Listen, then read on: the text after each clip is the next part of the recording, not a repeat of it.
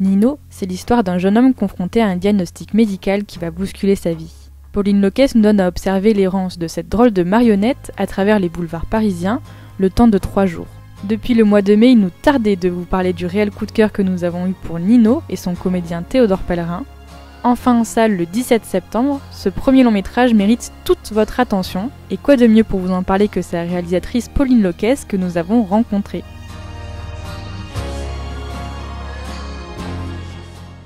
Moi, je voulais d'abord revenir un petit peu chronologiquement au point de départ. Qu'est-ce qui fait que toi, qui n'as jamais réalisé de long métrage, tu te dis ce projet, ça va en être un, et je vais le mener jusqu'au bout? C'est intéressant ce projet en particulier, c'est vraiment intéressant parce que trouver la bonne idée, c'est déjà quelque chose, mais la bonne idée pour un long métrage, c'est encore autre chose parce que il faut se dire, est-ce que c'est le bon pour y passer autant de temps surtout? Parce que tout en se disant aussi, ça peut ne jamais se faire. Donc si le temps que j'ai passé dessus finalement n'aboutit à rien, il faut que ce soit quand même quelque chose d'intéressant pour soi. Donc moi, ça a été assez rapide de choisir celui-là parce que j'ai rencontré ma productrice, qui n'est pas celle qui a produit mon cours, et qui m'a dit est-ce que tu as des idées de long métrage, et à l'époque, donc j'étais confrontée à la maladie dans ma famille, d'un jeune homme qui était malade. Donc je lui ai dit écoute, mais de manière assez pragmatique, je crois que je peux écrire que sur ça. Je sais pas si ça fera un bon film ou pas, mais en tout cas, c'est le seul truc qui m'intéresse. Et je sais plus, la dernière fois, j'entendais une écrivaine qui disait moi, je travaille ce qui me travaille. Et je trouve ça intéressant comme formule, c'est-à-dire que je crois qu'il faut... Enfin, pour moi, en tout cas, je me suis dit, je vais travailler ce qui me... Parfois, je disais, ce qui m'incommode, ce qui m'inconforte, ce qui me questionne. Et en fait, c'est ça, c'est ce qui travaille à l'intérieur de soi, déjà, naturellement. Donc c'est pour ça que je suis partie sur la maladie. Même si c'était un jeune homme, alors que j'avais plutôt écrit sur des jeunes femmes dans mon cours, que c'était peut-être pas ce que j'aurais aimé. Enfin, voilà, j'aurais peut-être pu faire un film sur une femme. Donc j'ai pas trop réfléchi, je me suis dit, c'est la seule chose qui me hante assez pour que j'y consacre de longues années. Et aussi pour que si même ça se fait pas, c'est pas grave, ça sera le temps perdu. Et la productrice, elle arrive à quel moment sur ton processus d'écriture? Assez tôt et en même temps tard, c'est-à-dire que elle arrive, j'ai pas du tout commencé à écrire. Et en même temps, pendant des années, elle m'a suivie sans qu'on soit vraiment exclusifs toutes les deux. C'est-à-dire qu'elle m'a dit fais-moi lire des choses, fais-moi lire des choses, fais-moi lire des choses. C'est vrai, c'est un gros pari quoi, de miser sur quelqu'un. Donc, alors que j'avais fait qu'un cours, donc elle est arrivée tôt et en même temps, on a signé vraiment ensemble quand j'avais déjà écrit une version dialoguée, une 3e version dialoguée, je dirais. Ok. Donc, ça prend aussi du temps seul. Et c'est elle qui t'a donné la confiance de te lancer dans un long métrage? Ouais. À fond. Parce qu'il en faut quand même du cran pour y aller, je pense.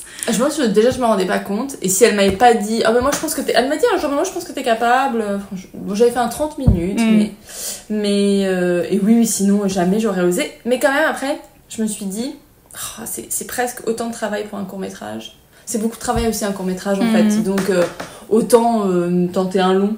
Parce que finalement, c'est beaucoup de travail d'écriture, de préparation, de tournage, de montage, d'accompagnement. Et ça n'a pas assez les effets, on n'en vit pas non plus. Donc je me suis dit, j'en ai fait un, j'en ferai pas 3, quoi. Soit j'essaie un long et ça marche, soit j'arrête. Ok. Ouais. Et entre ce que tu avais comme projet au départ et le montage, il y a quand même eu beaucoup de personnes qui ont rejoint l'aventure. Ouais. Est-ce que tu sens qu'il y a une grosse différence entre ce que tu as écrit au départ et le montage, ce qu'il en a fait de ce projet-là? Oui et non. Évidemment que tous les gens qui arrivent dans le projet apportent d'eux-mêmes. Et c'est ça qui est génial, quoi. C'est vraiment ce que j'ai découvert dans le fait de faire un film, c'est que c'est trop beau, en fait. C'est-à-dire que le film se déplace en fonction des gens. Et en même temps, donc le film est certainement différent parce que dans ma tête, j'avais pas non plus quelque chose d'extrêmement défini à l'écriture. Enfin, il l'était, mais ça pouvait partir dans plein de directions. Et en même temps, j'ai l'impression que tout le monde a compris le film de l'écriture. Il est mieux que ce que j'avais imaginé, bien sûr. Mais il est vraiment... Moi, quand je le vois, souvent je dis ça... quand je le vois, j'arrive pas à être une spectatrice... extérieure qui regarde un film, je vois que un peu des petites parties des gens qui l'ont fait en fait à l'intérieur. Donc et ça c'est la magie de ce qu'on quand on fabrique un film et qu'on l'associe de la place aux gens. Tout est infusé de leurs énergies et on a eu de la chance sur ce film, ça tirait pas dans tous les sens, c'est-à-dire qu'il y avait une sorte d'harmonie générale sur l'endroit où aller quoi. Même si on savait pas où on allait, mais on y allait vraiment tous ensemble. C'est une fois sur laquelle je voulais revenir un peu plus tard, mais on peut peut-être l'aborder maintenant. On sent que c'est quelque chose qui a été très intime et fort sur le tournage. Ouais.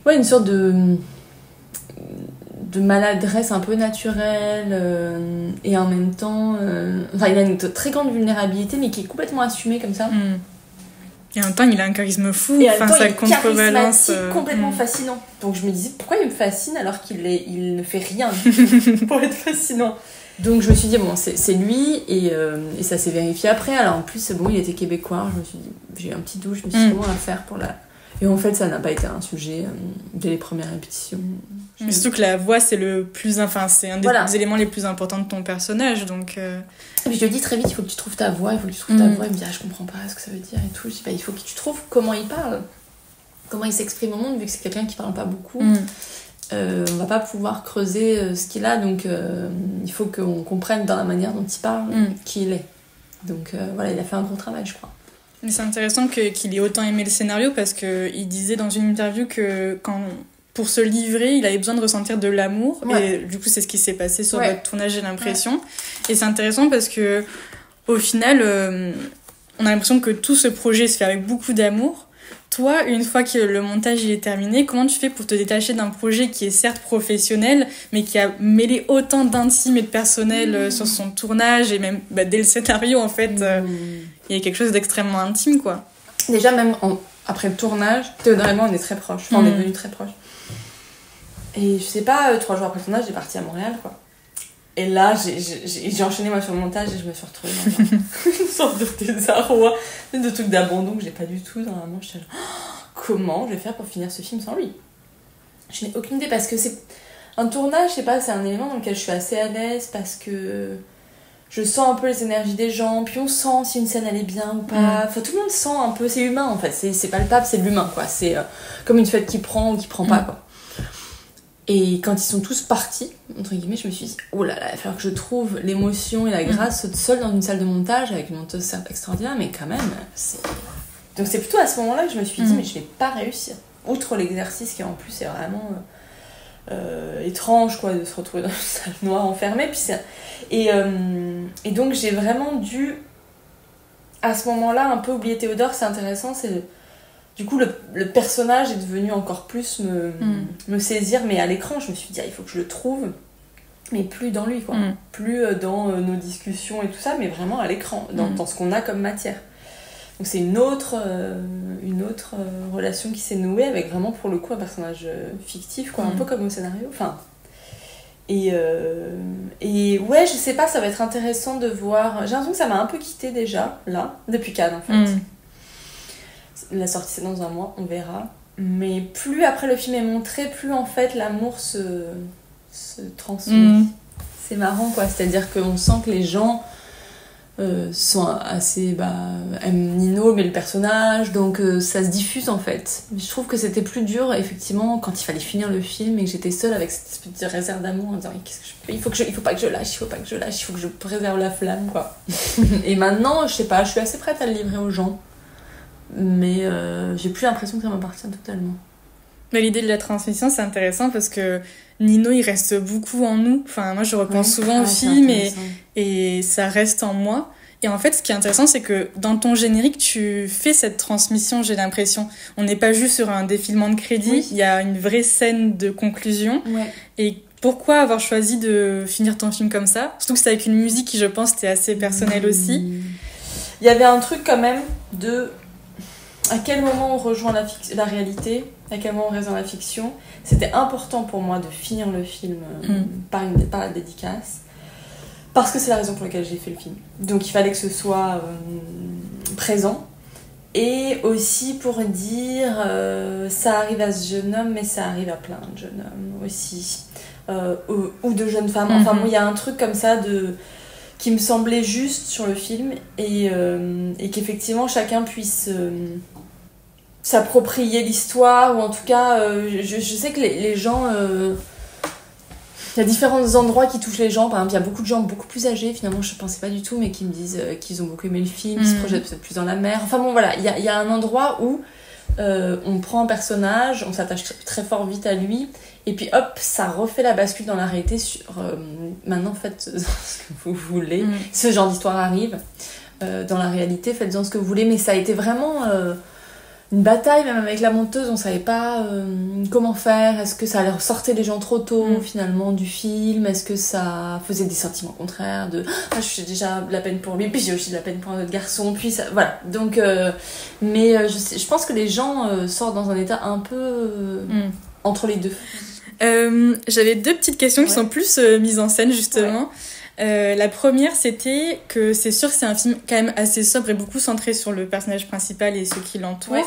Mais moi, j'ai quand même remarqué des éléments visuels forts comme la grue qui monte au début, l'hôpital qui est quand même très marqué visuellement, quand on passe derrière les barreaux. Est-ce que c'est des scènes que tu avais storyboardées? Est-ce que c'était très précis avant le tournage ou... Ça, c'est des trucs qu'on a trouvé avec Lucie, ma chef-op.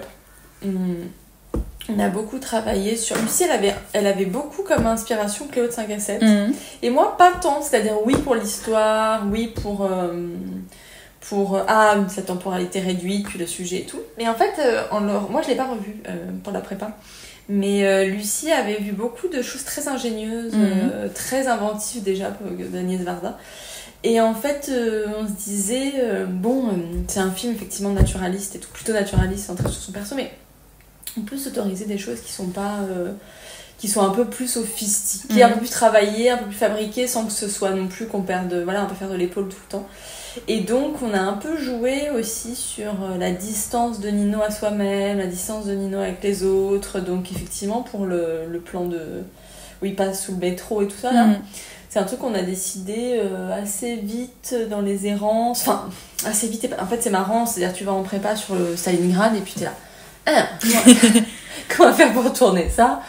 Et en fait, un truc en faisant qu'on cherchait des spots, puis à un moment, on a trouvé un 5e étage, quoi, chez quelqu'un. Et on se met là-bas et on dit, ah ouais, ça c'est vraiment un point de vue qu'on a rarement quand même à Paris. Et encore, on n'a pas tourné de l'autre côté où il y a la Seine, quoi. Enfin, on pouvait vraiment faire comme ça, si vous voulez. Et en fait, c'est un zoom, quoi. Et jusqu'au moment, en fait, au début, on va tourner et puis on doit faire un zoom au départ. Et en fait, avec Lucie me dit, attends, mais en fait, je crois que c'est un dézoom, c'est plus intéressant de partir de lui. Et donc, c'est des choses qui se trouvent comme ça, un peu sur le moment. Mais puis, il y a d'autres choses, c'est vraiment ça, c'est un peu l'œil de Lucie aussi en repérage qui a vu des choses que moi, j'avais pas forcément vues, sur, effectivement, c'est quand il passe et qu'il y a les colonnes, enfin voilà. Il y a beaucoup de jeux de transparence dans tout le film. Donc ça m'intéressait aussi de le filmer différemment parce que c'est vrai que même si Théodore c'est une grande richesse de jeu et tout, bon il est quand même là tout le temps quoi, donc vraiment fallait pas qu'on se lasse trop vite quoi.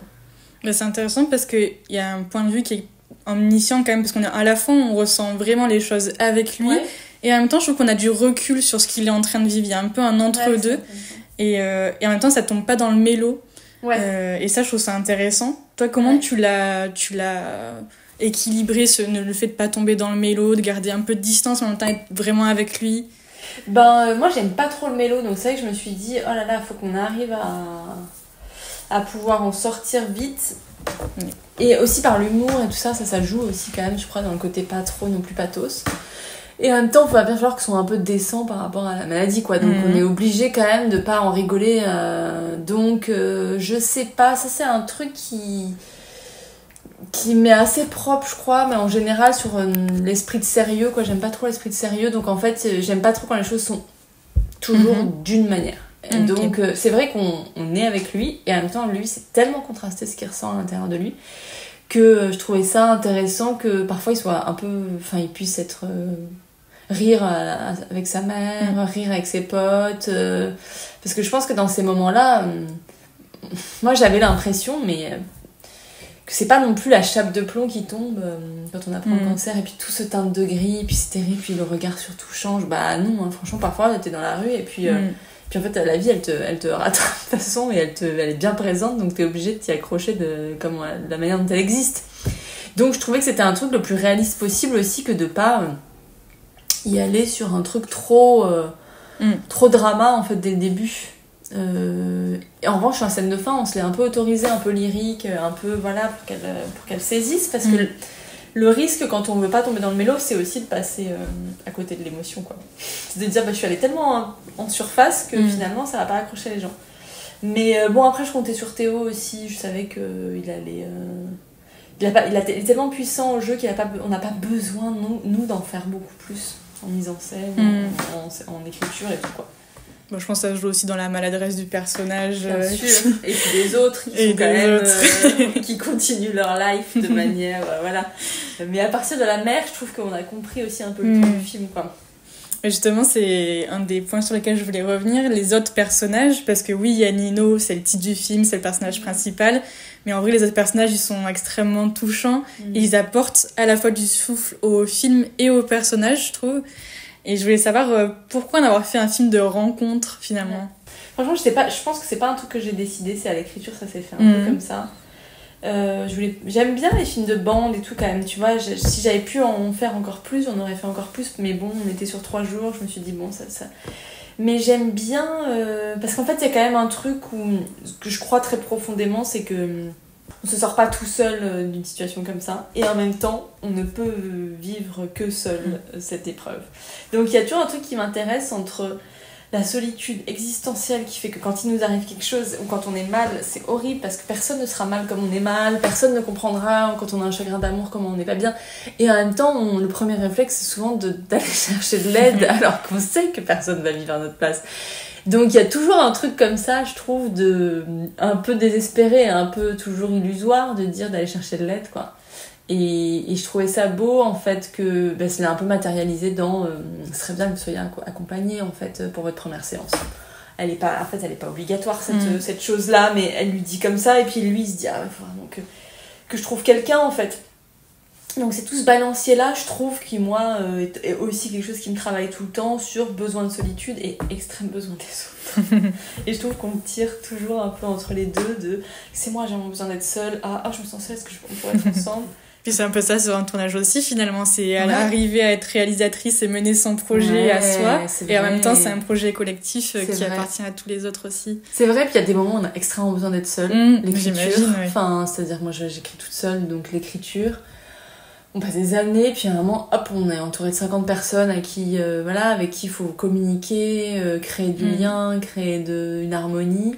Et puis hop, on retourne toute seule. Enfin, c'est vrai que c'est une illusion toujours de collectif ou une illusion de solitude, c'est marrant. Mais c'est vrai que moi je dis souvent nous pour le film. J'ai du mal à...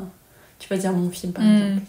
Bon, en tout cas, on le sent bien accueilli par les festivals. Le film, il reçoit des prix, il est pas mal diffusé dans plusieurs pays et tout ça. Est-ce que toi, tu sens que ça t'ouvre des portes dans la profession et est-ce que tu as envie aussi de continuer dans cette profession-là ou... Oui, c'est-à-dire que je trouve que c'est un luxe immense, quoi, en fait, c'est-à-dire tous les jours en tournage, je me disais, c'est fou, on m'ait filé 2,5 millions, tu sais, un truc qu'on m'ait filé pas, moi, évidemment, le travail.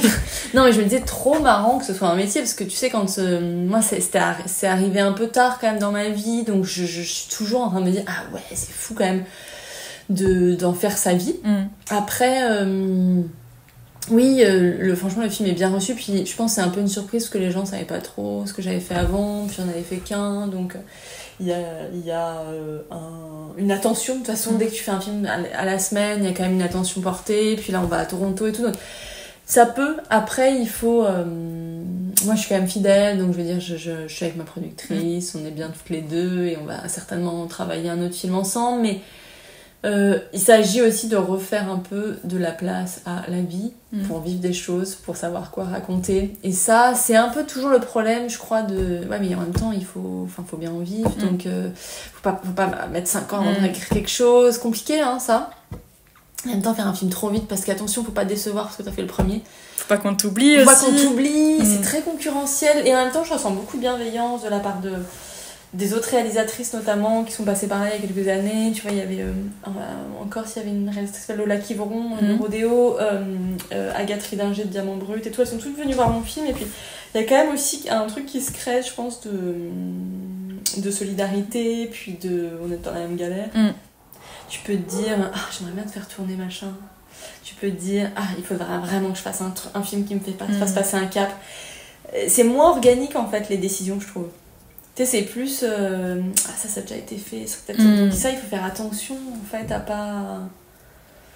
à faire les bons pour les bonnes raisons aussi, exactement, pour les bonnes raisons, ouais. Et continuer à dire parce que je pense que la force de Nino c'est qu'on l'a fait vraiment avec rien d'autre que juste le cœur sur ce film en fait, sans se dire ça il faut que ça aille à Cannes, puis ça il faut que ça plaise à machin, et en fait c'est une authenticité quoi qu'il faut réussir à garder. Mais c'est quelque chose que tu imaginais d'en vivre un jour? Pas du tout, et puis c'est marrant, par exemple je disais à Sandra, ma productrice encore il y a pas longtemps, jamais j'ai imaginé même que les gens allaient aller au cinéma pour dire bonjour. Pas du tout un truc que j'ai projeté dans ma tête. Moi ce que je voulais c'était vraiment fabriquer un film. Là voilà, fabriquer un film avec une équipe, c'était vraiment, ça s'arrêtait là dans ma tête. Pendant toutes les années où je disais faut vraiment que ça se fasse, c'était pour arriver à ce moment-là. Après, non, pas du tout. Et puis même, parfois, il me dit, ça a été vendu, je sais pas, en Espagne. Ah bon, mais trop bien, mais c'est hyper abstrait, ces trucs-là. Voilà, c'est pas comme un musicien qui fait des tournées, quoi. Enfin, là, c'est vraiment, il va y avoir des gens, effectivement, partout dans le monde qui vont le voir. C'est rigolo. Merci à vous d'avoir écouté l'entièreté de mon entretien avec Pauline Loquès. J'espère que cette discussion vous aura donné envie de découvrir Nino en salle le 17 septembre et d'en parler autour de vous. À très bientôt sur cineverse.fr.